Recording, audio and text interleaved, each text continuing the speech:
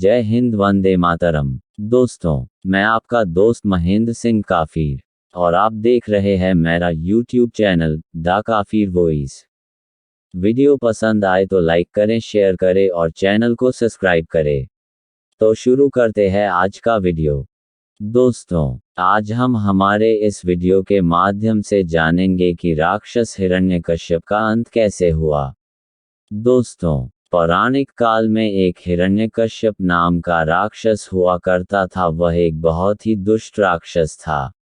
उसने ब्रह्मा जी की तपस्या करके ब्रह्मा जी से वरदान प्राप्त किया, ना तो मुझे कोई अस्त्र से मार सके, ना कोई शस्त्र से, ना तो मुझे कोई देवता मार सके, ना कोई दानव, ना तो मुझे कोई मानव मार सके, ना कोई जानवर, ना तो मुझे कोई दिन में मार सके, ना कोई रात में, ना तो मुझे घर में मार सके, ना कोई घर के बाहर, ना तो मुझे आकाश में मार सके, ना कोई धरती पर।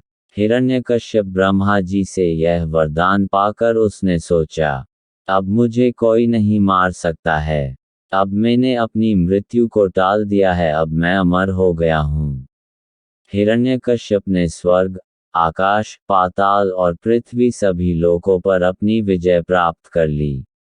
हिरण्यकश्यप ने ब्रह्मा जी के वरदान के अहंकार में आकर वह अपने आप को सबसे शक्तिशाली समझने लगा। उसने अपने राज्य में भगवान विष्णु जी की पूजा करने पर प्रतिबंध लगा दिया। भगवान विष्णु जी की लीला के अनुसार हिरण्यकश्यप की पत्नी क्याधु से हिरण्यकश्यप के घर में ही विष्णु भक्त प्रहलाद का जन्म हुआ। प्रहलाद जैसे जैसे बड़ा होता गया वह भगवान विष्णु जी का परम भक्त बन गया। अपने पुत्र को विष्णु जी की भक्ति करने के कारण प्रहलाद हिरण्यकश्यप का शत्रु बन गया। हिरण्यकश्यप अपने पुत्र को कई बार समझाया कि वह विष्णु जी की भक्ति ना करे, मगर भक्त प्रहलाद ने अपने भगवान विष्णु जी की भक्ति करना नहीं छोड़ी। अब हिरण्यकश्यप ने अपने पुत्र प्रहलाद को विष्णु जी की भक्ति करने के कारण उसे मारना चाहता था। हिरण्यकश्यप ने अपने पुत्र प्रहलाद को पहाड़ी से गिरवाया, जहर दिया, नदी में डुबोया, हाथी से कुचलवाने की कोशिश की, किंतु भक्त प्रहलाद भगवान विष्णु जी की भक्ति के कारण बार बार बच गए।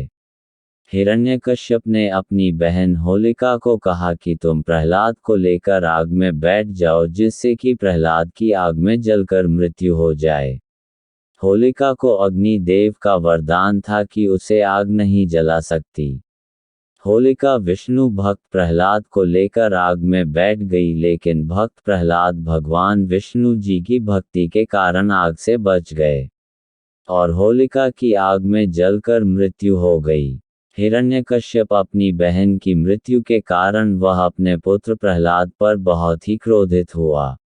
उसने अपने पुत्र प्रहलाद से कहा कि अब तुझे मुझसे कोई नहीं बचा सकता।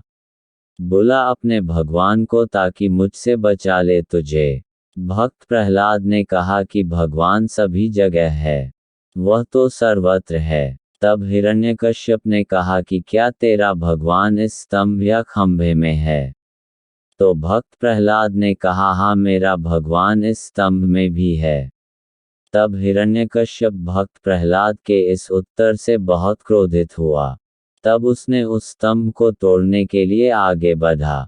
जैसे ही उस स्तंभ को तोड़ने के लिए उस स्तंभ पर प्रहार किया, वैसे ही उस स्तंभ से नरसिंह, जो ना पूरा नर था ना पूरा सिंह था, जिसका धड़ नर का था और जिसका सर सिंह का था, वह स्तंभ से बाहर आया। उस नरसिंह ने हिरण्यकश्यप से कहा कि हिरण्यकश्यप, अब तेरा पाप का घड़ा भर गया है और अब तेरा अंत निश्चित है। यह कहकर नरसिंह ने हिरण्यकश्यप का अपने नाखूनों से उसका पेट चीरकर उसका वध कर दिया। नरसिंह ने इस संसार को हिरण्यकश्यप के अत्याचारों से मुक्ति दिलाई और हिरण्यकश्यप से भक्त प्रहलाद की रक्षा की। दोस्तों, हमारे अगले वीडियो के माध्यम से जानेंगे कि नरसिंह देव किसका अवतार थे।